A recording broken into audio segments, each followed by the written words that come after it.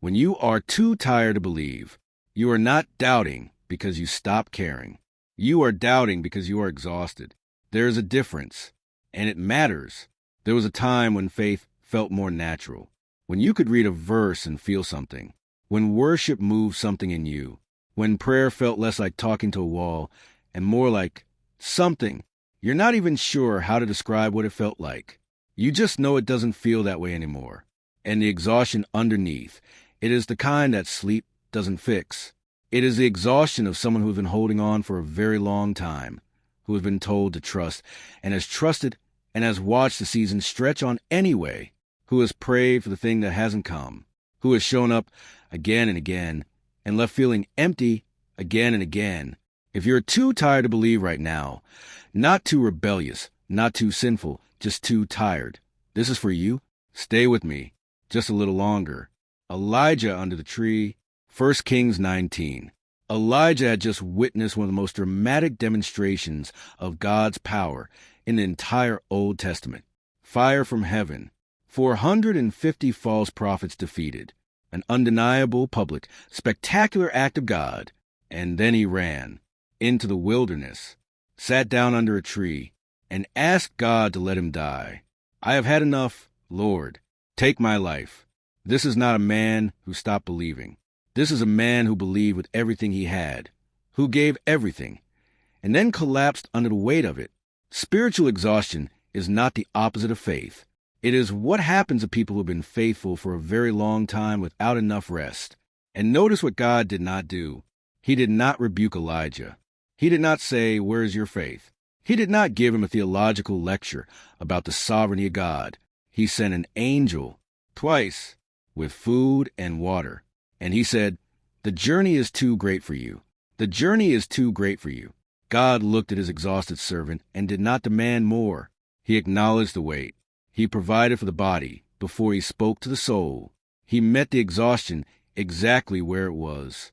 He will do the same for you. If something in Elijah's story is landing somewhere real right now, if you recognize that exhaustion, take a second and hit the like button. It's a small thing, but it tells this channel to keep going, to keep creating these reflections for people exactly like you. And if Whisper of Grace has been a quiet place for you in a hard season, subscribe. New reflections every single week for the tired ones. Faith that doesn't feel like faith. Here is something Reformed theology insists on that is deeply comforting for the exhausted. Faith is not a feeling. It is not the warmth you use to feel in worship. It is not the certainty that makes reading Scripture feel meaningful. It is not the emotion that rises when you hear a particular song or pray in a particular way. Faith, at its most essential, is a resting of the soul on Christ, not a performance, not an emotion, a resting.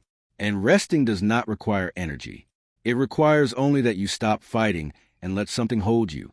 The Westminster Shorter Catechism describes faith as receiving and resting on Christ alone for salvation.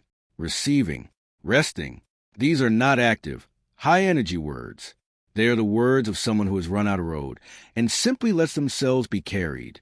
You could be carried right now, in the exhaustion, in the emptiness, in the season where everything that used to feel like faith feels like nothing at all. The carrying does not depend on your energy. It depends on His. What God does with tired people, He uses them, not after they recover, not once they have rest enough to feel capable again. He uses the tired, the depleted, the ones who show up with nothing left, because those are the people through whom His strength is most clearly visible. Paul's thorn, Moses' stuttering reluctance, Jeremiah's persistent despair. These were not disqualifying weaknesses.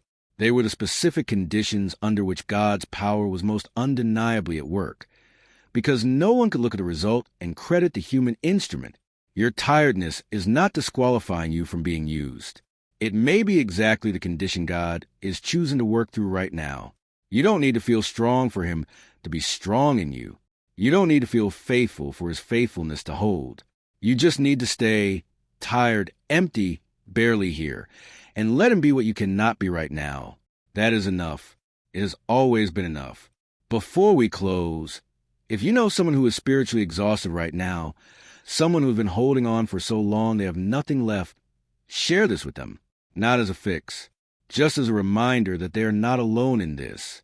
And subscribe to Whisper of Grace if you want to keep finding these reflections every week for the ones who are too tired to pretend they're fine.